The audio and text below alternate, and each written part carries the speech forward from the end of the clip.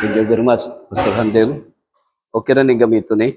Kay murag gamiton ko ni kay para magkalakaw-lakaw gamay. So, happy evening to all. Happy Sabbath.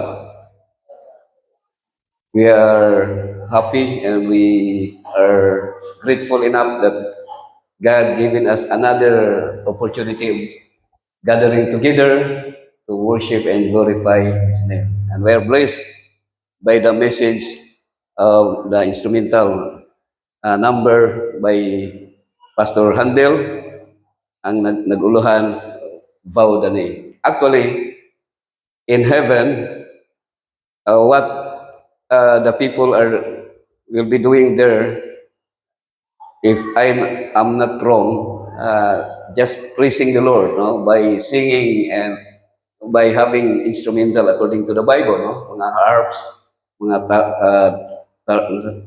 di ba, mga alpha, mga guitar, kung sa na dito, trumpet.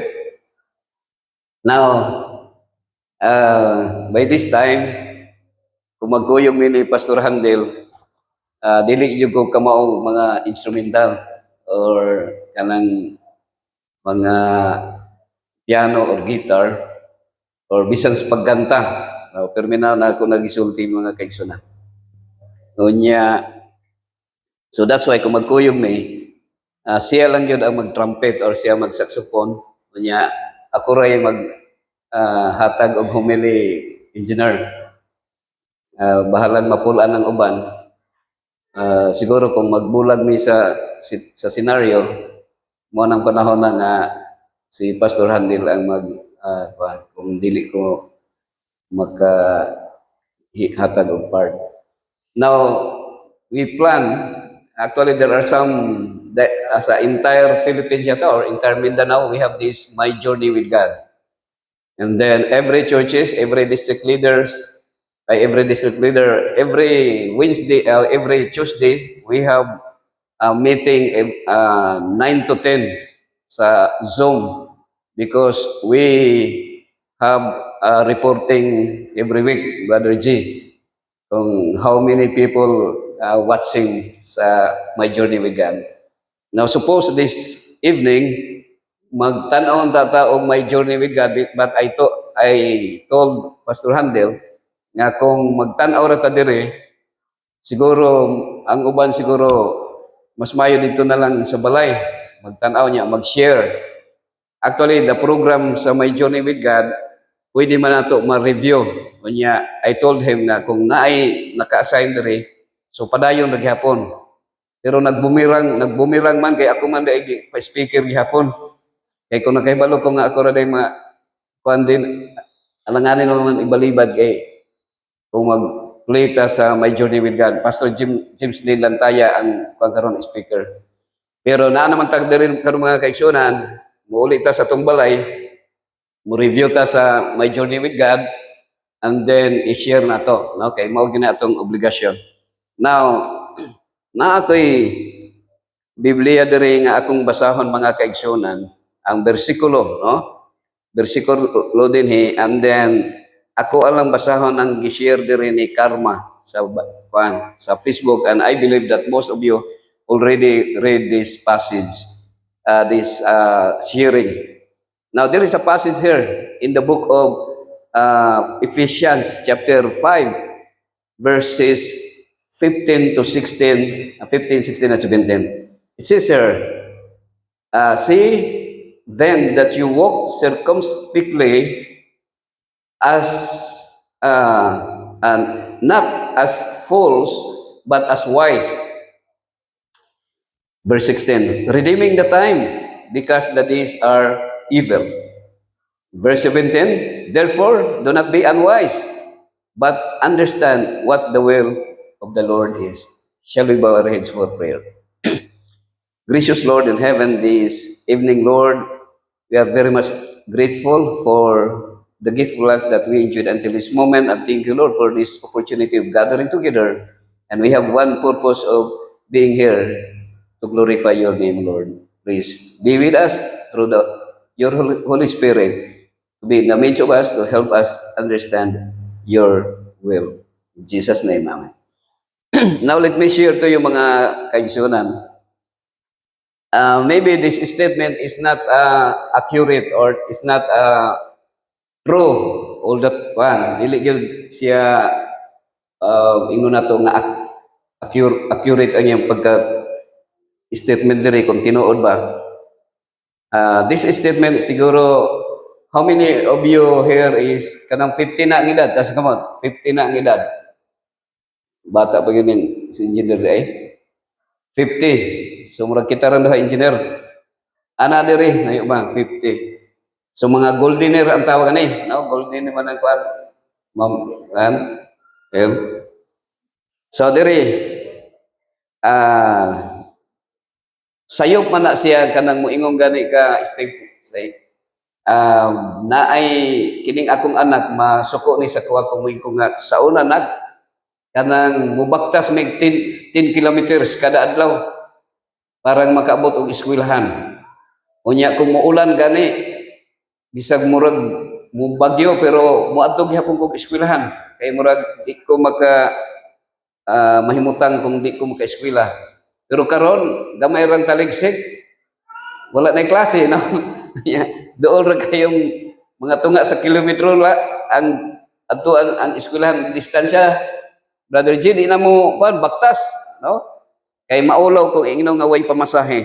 Now, dinhi akong ikuan ha. Gitawag ni siya ni Karma ang usa ka kuan diri sa social media.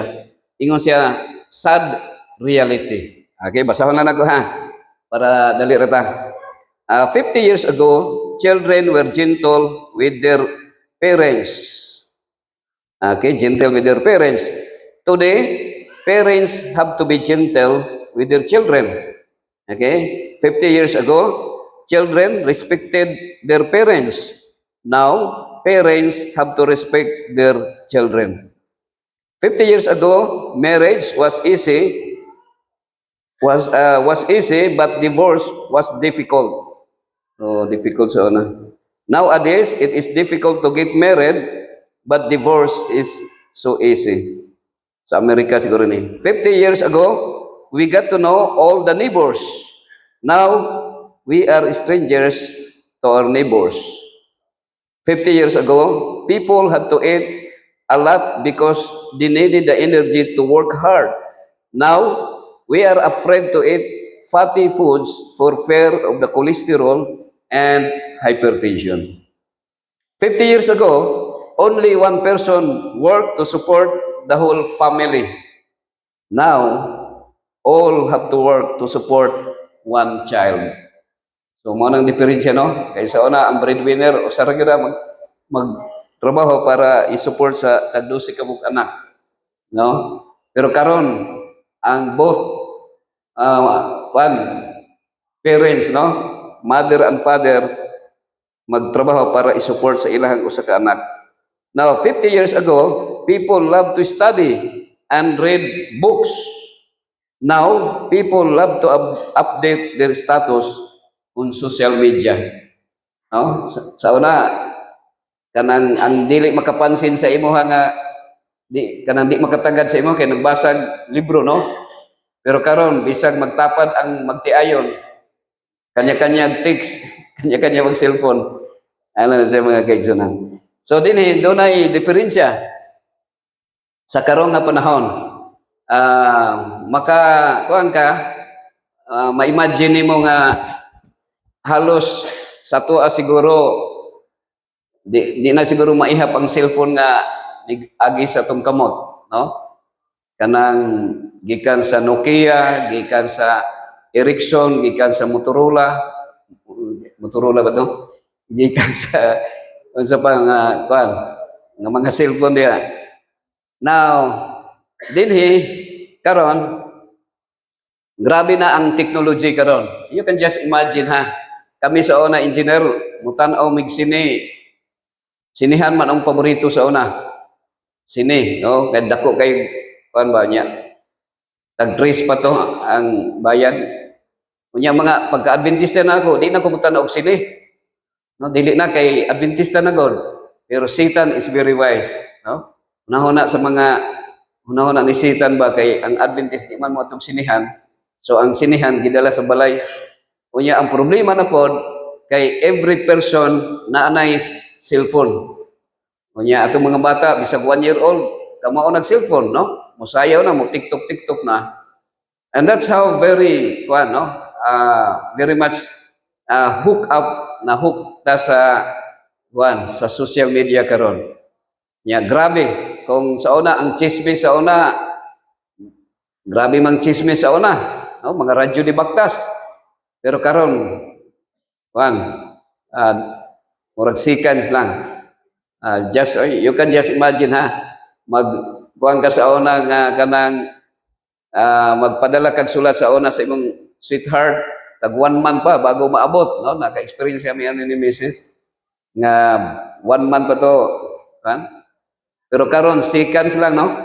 Unya ang within 3 seconds lang the entire world ma-communicate na nimo. And that is how ang technology karon. But remember na ay gitawag nga dinhi mention dire nga redeeming time because the days are evil. So what does it mean na nag-ingong redeeming time? Redeeming time is pahimuslan to make it kanang useful sa atong pagkinabuhian karon nga kita buhi ba. Now, nag-ingon dire sa verse 15, then that then that you walk circumspectly, not as fool but as wise. So actually duha ra man gyud ka klase ang tao, either fool or wise. But Jesus, we are reminded by Jesus of 10:16 of Matthew. He said, "Be wise as a serpent, but be harmless as a dove." So Jesus used the kanang ito figurative or iyang ang gigamit niyang word na serpent or among sa animals or sa reptile, ang serpent mo iyang gigamit, which is used by the devil as medium of his communication to tempt our first parents. So meaning to say, the serpent is wise, and that is Jesus wanted us to be wise like a serpent. No, wa man siya ngayon be wise like a lamb. Wala man siya ngayon. Kaya ang lamb nagsimbol may kay Jesus, anta. But why the question why Jesus used that word or kanang iyang figurative ba, be wise as a serpent. Meaning to say, we can be also kanang ang pagka-wise nato dili lang ingon nga kanang kung si Satan being considered as wise, very wise,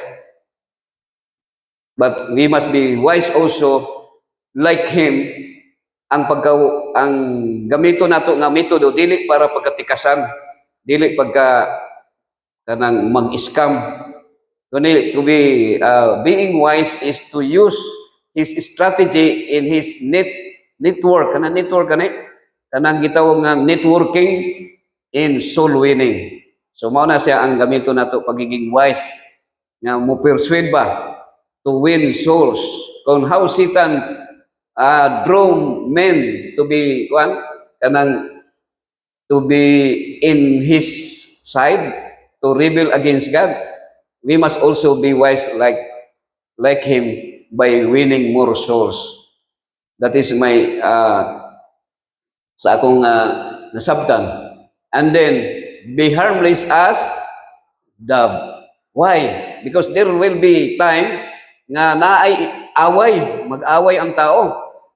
And then kung ang atong pag-away mo pareho Buddha sa kanang iyang strategy nga mo pasakit kay basta away masakitan gyud dayon, no? Labi na kanang madunggan ako permi nga magbasketball nagi magsumbagay. Ambot kung mo agree ba mo ana diha sa Mountain View College wala ko nagpadungog diri so, sa Mountain View College nakita gyud ako nasa atubangan ni si Pastor Dan Smith. Kita gyud siya nga nagrumble, nagsumbagay nga naman na ay power striker, na ay gusto mo daog Nya dili gusto tikasan. But remember, Jesus said, be harmless as a dove, as the Holy Spirit, no? Ang Holy Spirit, Brother J, na bisag masikaran ka, dili ka musukmag dayon. Naaman ko na, kay lalima kay niglupad, kay mo musyat, unya pag kay di nimo gusto nga makasiyat siya, imong panan, upawan, bisag maaral lang ka. Unya kung mapatiran na imong tiyan, kuto-kuto di masuko ka. And that is how Satan makakuan kung mo response ka nga maging masakitan po na imong isip katao. That's why it's a reminder to all of us. Be harmless as a dove. So dapat dili na to kuan dili ta mapasakit. That's why dadriya nakaingon diri redeeming the time because the days are evil. Pahimuslan na to ang panahon because ang adlaw dautan, evil. Okay? And then unsa may pandiri naay conclusion. What is the conclusion? Therefore, do not be unwise, but understand what the will of the Lord is. So kung sa kaman pa ay pagbinuang, ay pagpakabuang, dapat masabtan nato what is the will of God. Unsa man ang kuana makadaog ka to or makadaog ka karon kay gipanang kamutan nimo nga makadaog ka pero naay nasakitan nga daghan, no? Naay nasakitan. So mo na nga sa mga sa volleyball diha, kuan J, bahalag mapildi, katawar gyud. Kay daog na na kung mugawas ang singot sa atong lawas. So I hope it's a reminder sa matagos sa kanato nga samtang kita nagkinabuhi pa sa atong travel, naaman gyud ang mga ano, naaman gyud ang mga sakit nga usahay masakit sakit ba yang istorya lang kaysa masumbagan ka. O mas pinakasakit pag yun na, no? Lalong kayo nagdulot. Pero usahay kini atong mga inistoryahan ba, mga hait, no? Sama sa sundang o gabas o kutsilyo, mga hait atong inistoryahan. Pero kung naa may giingon nga kana bitong masumbagan ka Sir Sir Galen, murag dali ra nimo malimtan, no? Kanang masumbagan ka, pero ang dugay malimtan kanang maistoryahan ka dili maayo nga modulot sa imong kasing-kasing. But remember, nag-mention diri, therefore, be wise and understand what is the will of the Lord. May the Lord will continue to bless each one of us. This is my prayer.